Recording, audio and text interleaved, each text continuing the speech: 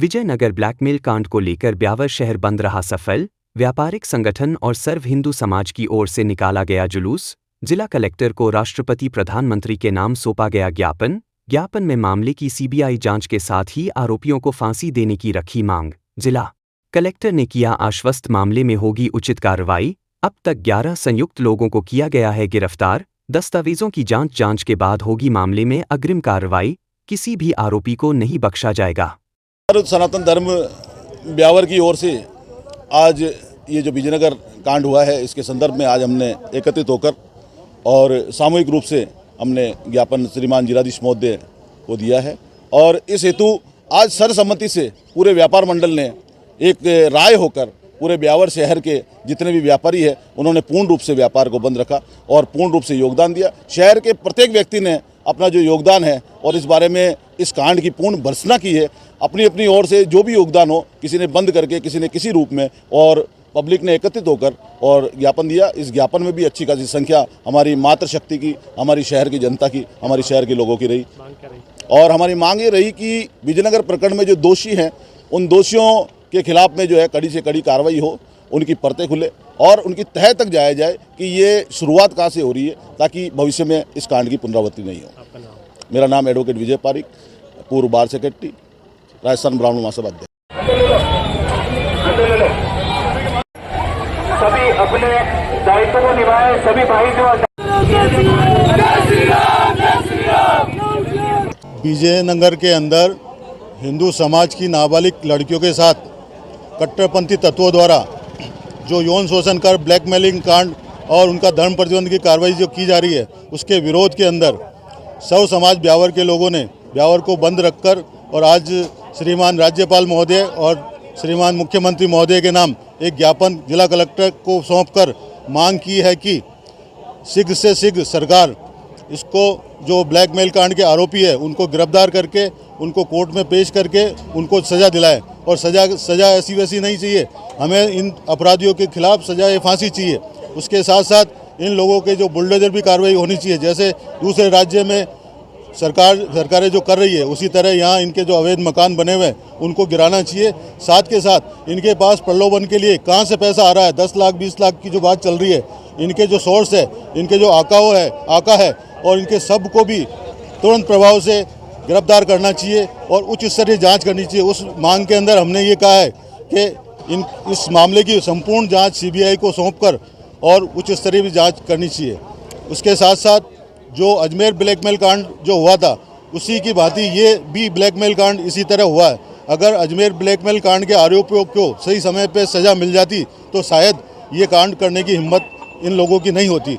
कोई बात नहीं, अभी जो हुआ कांड अगर इनको भी कठोर ठोस तत्काल जो है सज़ा दे दी जाए तो हो सकता है कि आगे जो है हमारी पीढ़ियों पे इस तरह के दंश नहीं झेलना पड़े। जय हिंद। सुरेश चौहान, शिवसेना प्रदेश सचिव। समय के पास कम है, मेरे पास जो एक लिस्ट है। सर, आज हिंदू संगठन जो हैं वो आए हैं, कई ज्ञापन यहाँ पर दिए गए हैं।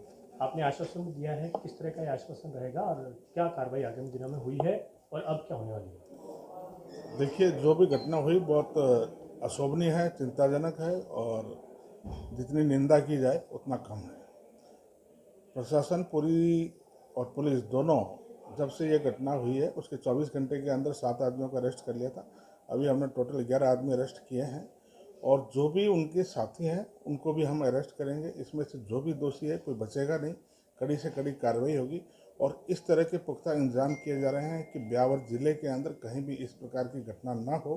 हर स्कूल, कॉलेज, कैफ़े हमारी नज़र के अंदर रहेंगे हम, और कोई भी चाहे वो कितना भी प्रभावशाली हो, अगर इस तरह की घटनाओं में लिप्त होगा तो उसके खिलाफ भी कार्रवाई होगी। अभी जो गिरफ्तार हुए हैं उनमें पूर्व पार्षद भी हैं और ऐसे बच्चे हैं जो स्कूल कॉलेज भी नहीं जाते, लेकिन बालिकाओं को कैसे वो अपने उसमें ले रहे हैं, इसके पीछे क्या कारण है, इसे लेकर भी मांग उठाई गई।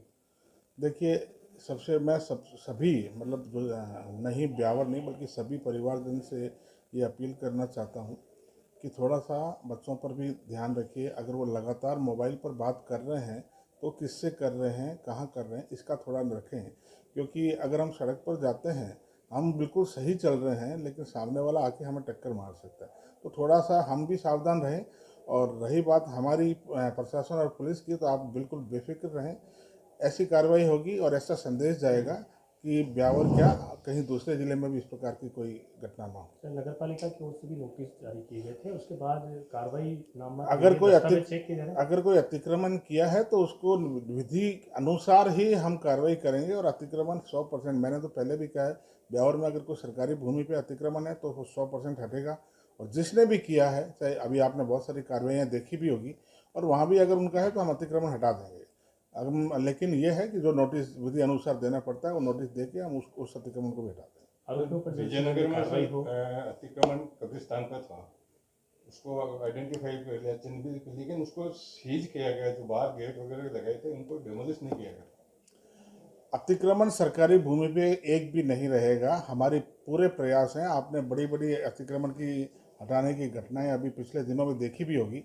और सिर्फ विजयनगर नहीं, बल्कि मैं तो ये कहूँगा पूरे ब्यावर जिले में जहाँ भी सरकारी भूमि पे अतिक्रमण है, वो अपने अतिक्रमण या स्वयं हटा ले या हम हटा देंगे। एक और सजेशन है सर, बिल्कुल हल्का सा है, जो बहुत पुलिस के लिए भी मददगार हो सकता है, कि बीट की व्यवस्था जो है, जैसे कैफे की और होटल्स की जो बात आ रही है, उन पर जल्द से जल्द कार्रवाई हो, उसे लेकर क्या कार्रवाई की जाएगी?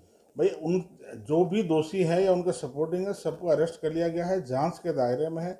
और जांच में क्या क्या क्लू आते हैं, क्या क्या चीज़ें आती है, अभी रिमांड पे चल रहे हैं। तो एसपी साहब भी बहुत कड़ी मेहनत कर रहे हैं। तो जिनके भी उसमें नाम आएंगे, जो भी इन घटनाओं में संदिग्ध या संलिप्त पाया जाएगा, उसके खिलाफ बिल्कुल कड़ी कार्रवाई की जाएगी। एक धर्मांतरण की बात जो है वो सामने आ रही है, क्या लगता है इसमें? जांच के बाद हम उसको देखेंगे। एक बार जांच होने दीजिए, क्योंकि जब तक जांच नहीं होती, जो सामने दिख रहा था हमने सबको अरेस्ट किया है। अब जो सामने दिख नहीं रहा है वो जांच के बाद नजर आएगा, उनको भी हम छोड़ेंगे नहीं। लड़की के बयानों में धर्मांतरण की बात कही जा रही है, तो ऐसे में लगता है कि इस दिशा में भी जांच हो रही है।